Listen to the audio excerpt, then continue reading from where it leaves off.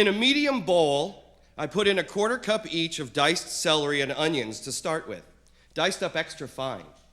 Then I add 2 tablespoons of mayonnaise and a pinch of salt and pepper. I also put in a clove or 2 of minced garlic, and if there's any cilantro or dill in the refrigerator, I'll chop that up and throw it in too. I open up a can of chicken of the sea or bumblebee, chunk white in water, dolphin safe, with the electric can opener. Squeeze the fish juice down the drain by pressing down hard with the lid till there's absolutely no juice left. Dump the tuna in the bowl and throw away the can and lid. Mix well with a fork, and maybe even squeeze in a little fresh lime juice if you're feeling adventurous. It gives it a real zing. You should use some good fresh bread, such as sourdough or maybe a crusty French baguette.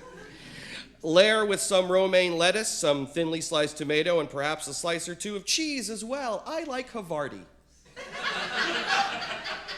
If you opt for sourdough, I recommend you toast your bread, but then again, I'm a big fan of toast too.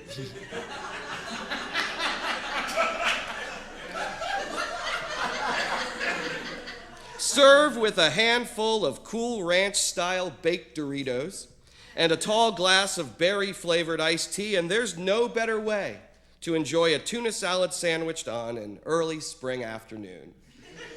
That's all. That's all that's left of my Catholicism. 8 tuna sandwiches and 1 overcrowded mass every other Easter. 8 tuna salad sandwiches every year in March and April during Lent, starting on Ash Wednesday with tuna sandwich number 1 and wrapping up with prime rib and an omelet station. On Easter Sunday, following tuna sandwich number 8 on Good Friday, 2 days before. This is my March Madness. To Catholics, Lent is supposed to be a period of repentance and fasting where we make small sacrifices in our daily lives in order to remember other people's big sacrifices in their real and/or biblical lives. To me, it's about 8 tuna sandwiches.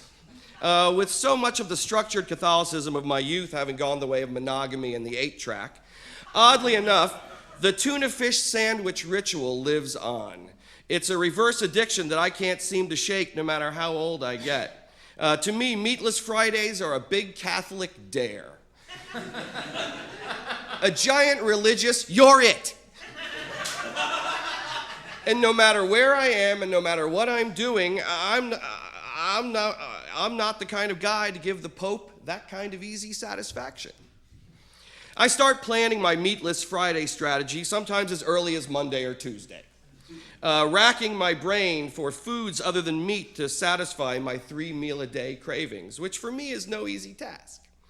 I am so very far from anything that can even remotely begin sounding like vegetarian. To me, spare ribs are always a suitable side dish, even when spare ribs are your main course. And meatballs are always the perfect complementary vegetable. And I don't like tuna. That's why I put all that shit in it. It's really smelly and should stay in its can. My severe allergy to shellfish eliminates lobster bisque or shrimp scampi as a Lenten feast, and totally turned me off to all fish all the time. I don't like fish. I think shellfish tends to kill me. And shellfish and regular fish are neighbors. So I should avoid all fish all the time, in general, and I do. And sushi? Please, like not cooking fish is gonna make it taste any better. Forget breakfast. Breakfast is easy. If you can't find a way to cut meat out of breakfast, you got problems. It's the easiest meal of the day to pull a total meat out, except for bacon. Because bacon is outrageously delicious all the time, indefinitely. So for breakfast, just have some yogurt, or some cereal and a banana, call it even, and move on. Lunch and dinner are different stories. Other than tuna, thankfully Mom was always good for scrambled eggs or grilled cheese for Friday dinners in Lent, and a well-constructed peanut butter and jelly sandwich for lunch. She used to make this awesome baked macaroni and cheese with big chunks of cheese and tomato juice. I have to get that recipe. There was always a nice plain cheese pizza, too, from Mama Jenny's down the street. Dad thought vegetables fucked up a good pizza, and we agreed. Overall, though, Lent at my house in Miami was never very kosher. There was secretly eating a bucket of KFC with my best friend on a Friday in high school, just to stick it to the man. Even better was getting way too much enjoyment watching Mom come home early from work on Good Friday and bust my older brother standing with the fridge door open and a giant shake and bake pork chop stuck in his mouth. Talk about a crucifixion. And every Lent, McDonald's just happens to drop the price of their Filet-O-Fish sandwich. Like hooking Catholic fish in a barrel. But combine that with the Shamrock Shake, the shake of my people.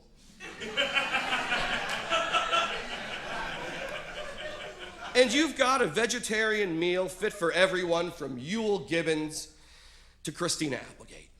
And if you're not into that, some falafel and a salad will do just fine. But it's not like it's 8 days a year where I run out on Ventura Boulevard and bloody myself with a cat of nine tails, all in the name of my religion. No. It's 8 days a year where I don't eat meat, which is inherently a good thing, like driving a Prius or recycling, right? People who can actually eliminate meats from their diet and pretend to be happy about it to their friends are people I hold in very high regard. Personally, I don't know where I'd be without a nice lean tri-tip or a crisp roasted rosemary beer butt chicken. Actually, I know where I'd be. I'd be hungry. But if you accomplish a good thing, and the impetus for accomplishing that good thing is something that's inherently a bad thing, does that not so nice motive negate your inherently positive accomplishment? Like if you become president of the United States, just to stick it in your next door neighbor's face, does that lessen the fact that you got yourself elected president? Like if I become vegetarian, because the last vestiges of my Catholicism guilts me into eating 8 tuna sandwiches every Lent, does that lessen my hypothetical uber achievement of becoming vegetarian or even going vegan, both of which will never happen?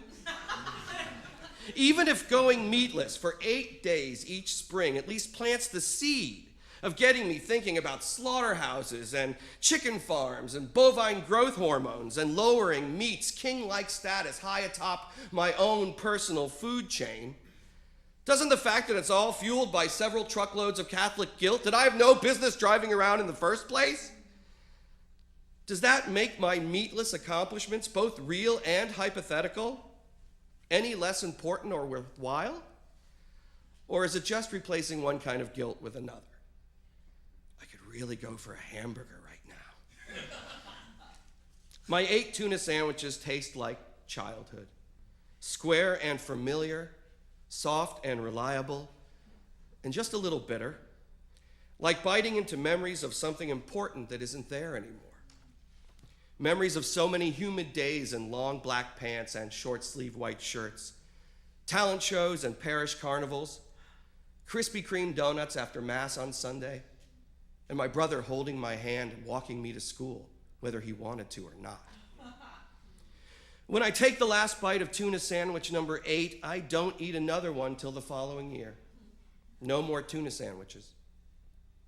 But even though I don't like them, sometimes I still kind of want one. Maybe I'll sprinkle in a Tuna Tuesday. Sometime when it's not Lent. Sometime like September. Maybe if I added some grated carrots. My mom always does that.